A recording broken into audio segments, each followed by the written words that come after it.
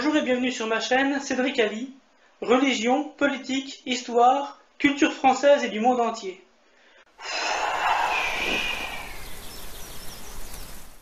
Revue de presse de l'UPR, semaine du 19 au 25 mars 2018. À la une cette semaine, les oiseaux disparaissent des campagnes françaises à une vitesse vertigineuse. Le déclin observé est plus particulièrement marqué depuis 2008-2009, une période qui correspond, entre autres, à la fin des jachères imposées par la politique agricole commune européenne, à la flambée des cours du blé, à la reprise d'excès d'amendements aux nitrates et à la généralisation des néonicotinoïdes, ces fameux insecticides neurotoxiques très persistants, notamment impliqués dans le déclin des abeilles et la raréfaction des insectes en général. Il faut évidemment mettre un coup d'arrêt à la politique d'hyperproductivisme agricole imposée par l'article 39 du traité sur le fonctionnement de l'Union européenne pour revenir au terroir, à la qualité et à la biodiversité. Source Sciences et Avenir, 20 mars. France. Querelle parlementaire autour du quotient familial.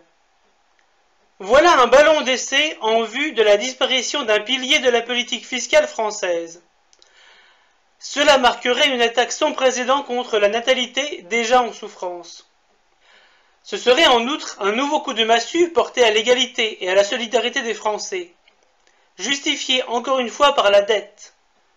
À la différence des allocations familiales, le quotient familial ne concerne que les foyers imposables. En cas de fusion, quelques 8 millions de foyers avec enfants à charge verraient ainsi leur baisse de l'impôt sur le revenu remplacée par une allocation, qui serait plus élevée pour les familles les plus modestes. Mais ce sont les classes moyennes qui vont être le plus frappées par cette mesure. Source La Tribune, 20 mars. Chômeurs. Le gouvernement dévoile un nouvel arsenal de sanctions. Il n'y a rien de choquant à contrôler les chômeurs, assume Emmanuel Macron. Si seulement l'arsenal répressif avait la même ampleur contre les évadés fiscaux et autres grands magouilleurs. Source L'Obs, 19 mars. Bruno Le Maire annonce des privatisations importantes. Le ministre de l'Économie et des Finances a affirmé qu'il en serait question dans les mois à venir, sans préciser le nom des entreprises desquelles l'État comptait se désengager. Source Libération, 18 mars. Compétitivité, la France bonne dernière de la zone euro. La France figure au dernier rang dans le classement Allianz Euro Monitor des pays de la zone euro. Le classement pointe bien entendu l'insuffisance de réformes, mais oublie de décrire à quel point l'euro trop fort pèse sur la compétitivité française. Source Le Figaro, 21 mars. France, défense de la SNCF et du service public. Pour Macron, les mouvements sociaux n'ont aucun impact sur les réformes en cours. Macron dit tout son mépris de ce qui se passe dans la rue. Pour lui, un tel mouvement est normal et les réformes doivent se faire, et c'est ce que nombre de nos partenaires, en particulier l'Allemagne, attendaient depuis de nombreuses années et à juste titre. Il confirme ainsi que les réformes de la fonction publique ne correspondent pas aux intérêts de la France, mais à ceux des partenaires européens, exprimés par l'intermédiaire des GOPÉ.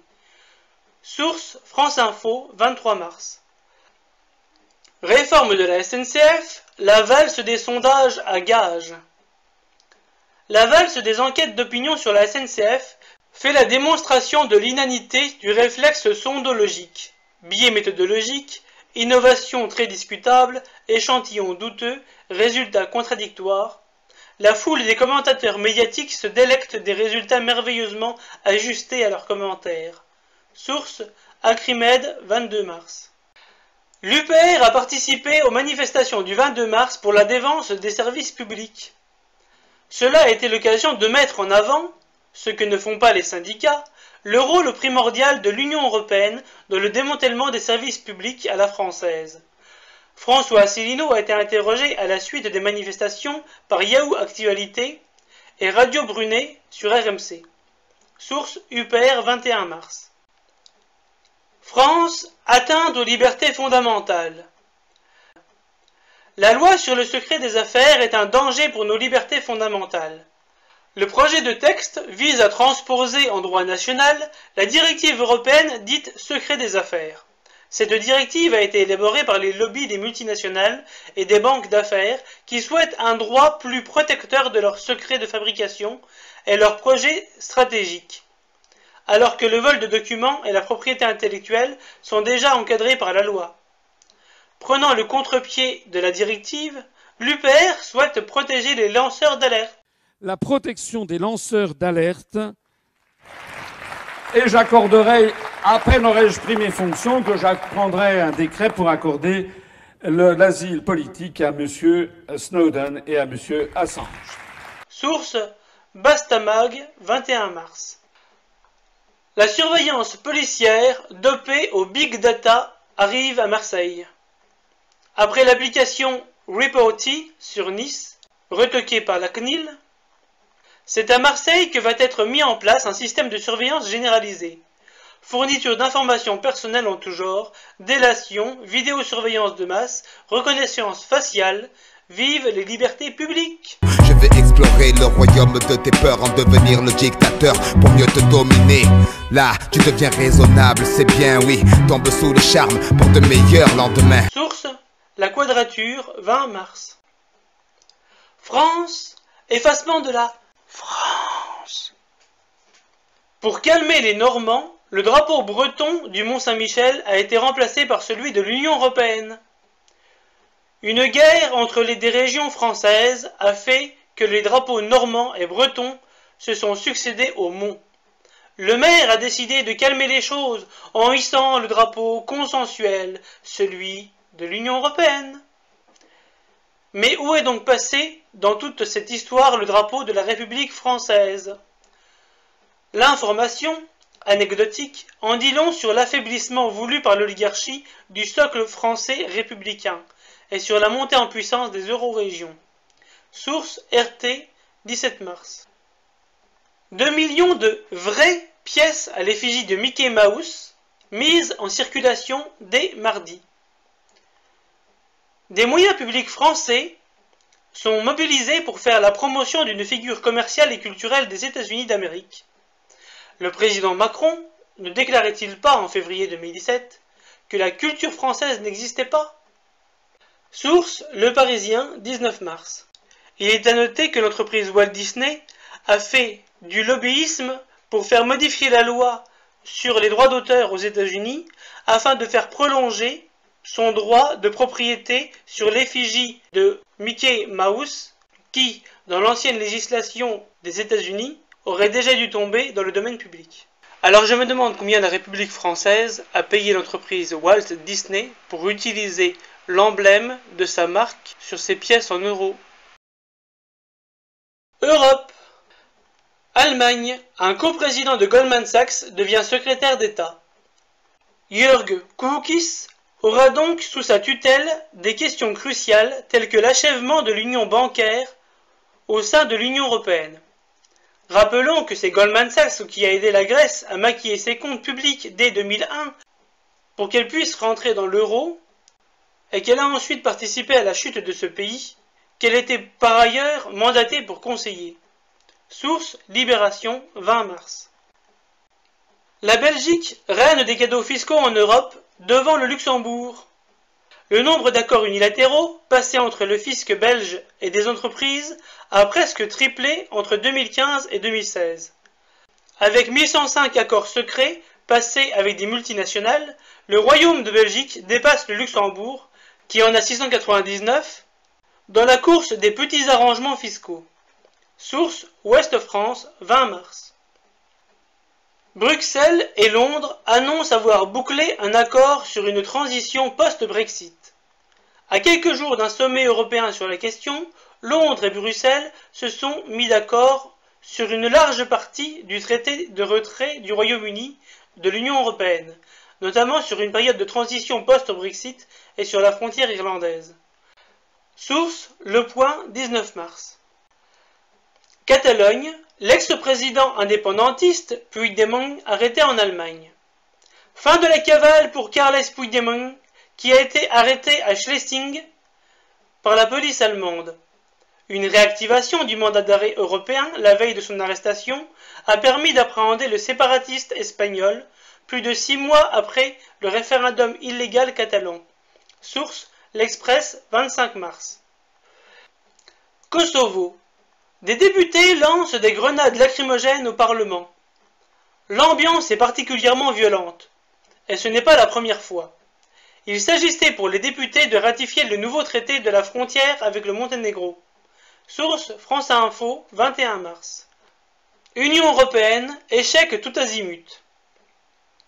Une étude montre l'échec de l'intégration européenne depuis 25 ans.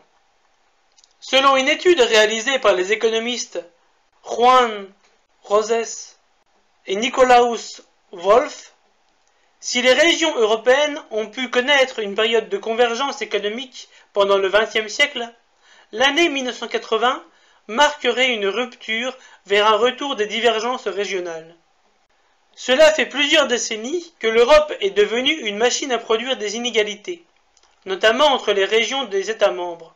Le réveil populaire, qualifié de « populiste » par les responsables de ce fiasco continental, n'est que le contre-coup de cette entreprise de destruction des peuples. Source Atlantico, 20 mars. Des économistes de renom doutent de l'euro. Une récente conférence s'est tenue à Berlin, réunissant plusieurs économistes allemands de grand renom sur un sujet explosif. L'euro peut-il vraiment survivre et, sinon, que va-t-il se passer? En particulier, la viabilité de l'euro est mise en cause par les divergences énormes des soldes Target 2, traduisant une fuite massive des capitaux de l'Europe du Sud vers l'Allemagne. Traduit par Vincent Brousseau, un article paru dans le journal quotidien allemand Die Welt confirme pile-poil les analyses de l'UPR. Source Die Welt, traduit par l'UPR, 20 mars. Taxation des GAFA, le discret rétropédalage de la Commission européenne. L'exécutif européen proposait de taxer à 3% les revenus produits par l'exploitation des activités numériques. Problème. Dans l'Union européenne, toute réforme sur la fiscalité requiert l'unanimité.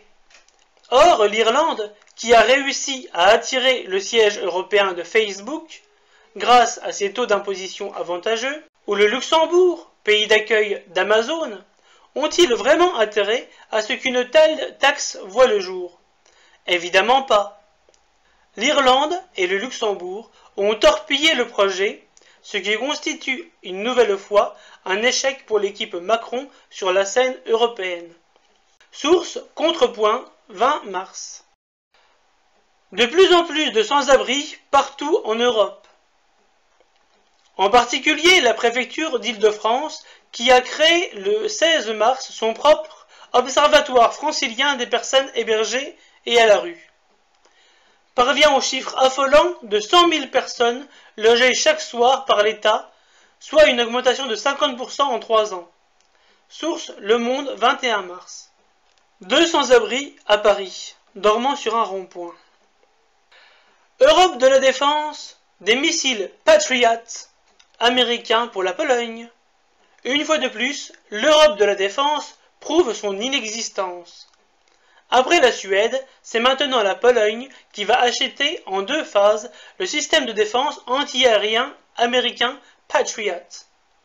Selon l'Agence américaine de coopération pour la défense et la sécurité, cette opération s'évaluerait à 10,5 milliards de dollars. Source La Tribune, 23 mars. Les impasses de la construction européenne. De passage à Noyon, dans l'Oise, François Asselineau a présenté sa conférence « Les impasses de la construction européenne ». Il s'était auparavant entretenu pendant 1h30 avec Olivier Garde, au micro de la radio Noyon Air. Source UPR 24 mars. Union européenne, agriculture sacrifiée. Monsanto Bayer, un géant de l'agriculture industrielle. Mardi 21 mars, la Commission européenne a autorisé le rachat de Monsanto par Bayer. La création d'une entreprise planétaire qui vend insecticides, fongicides, herbicides et médicaments pour guérir les maladies induites par une alimentation et un environnement pollués par des pesticides pose une question éthique. Dit plus crûment, Monsanto Bayer sera un géant sur toute la chaîne du cancer. Source Reporter 23 mars. Au nom du libre-échange, l'Union européenne pourrait sacrifier les producteurs de colza. La justice européenne vient de rendre un arrêt défavorable aux tarifs douaniers qui visaient les biocarburants à base d'huile de palme.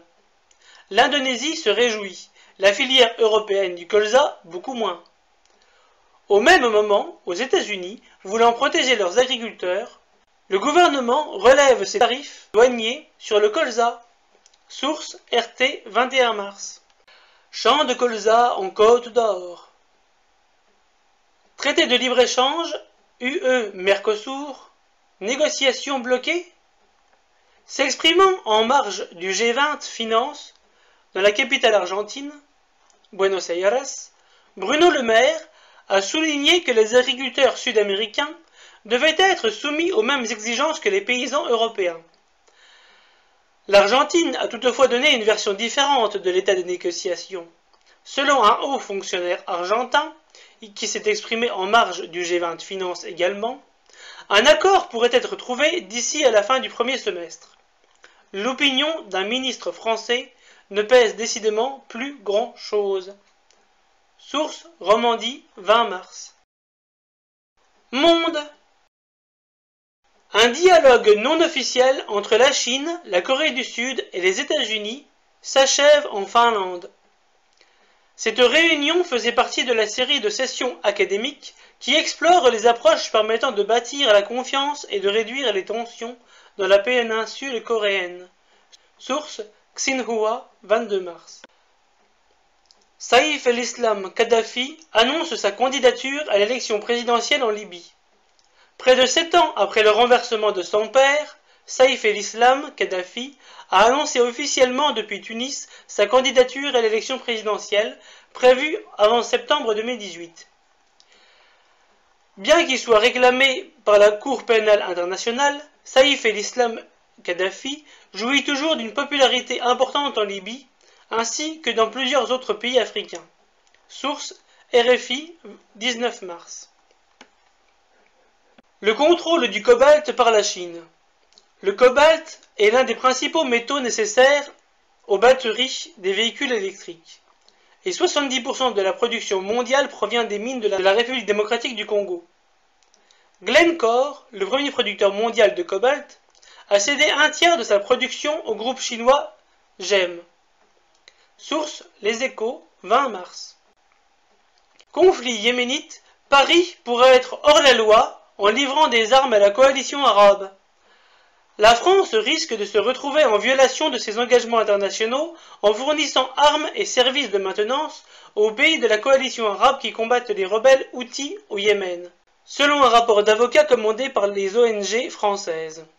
Source L'Orient le jour, 22 mars. Donald Trump veut tuer dans l'œuf le pétro, la crypto-monnaie vénézuélienne. Le président des États-Unis a signé un décret interdisant les transactions dans toute monnaie numérique émise par le gouvernement vénézuélien. Cette mesure vise la crypto-monnaie lancée récemment sous le nom de Petro. L'administration américaine commence-t-elle à avoir des sueurs froides par rapport à l'hégémonie du dollar? Source RFI 20 mars. L'effroyable délitement de la société américaine. De plus en plus d'Américains blancs meurent de désespoir aux États-Unis. Plusieurs facteurs expliquent ce tragique phénomène, mais la surconsommation d'opioïdes semble être la cause principale. Un modèle pour l'Europe? Source Les Échos, 22 mars. Diverses. Facebook enregistre vos appels téléphoniques sans vous prévenir. En téléchargeant l'ensemble de ces données Facebook, un utilisateur a constaté que le réseau social avait gardé la trace de ses appels téléphoniques et de ses SMS. Source 1net 23 mars. François Asselineau a répondu aux questions des internautes. 2 heures de questions-réponses sur tous les sujets. Source UPR 21 mars. Je n'habite pas sous un Tipeee, mais vous pouvez mettre un pouce bleu ou vous abonner. Salut!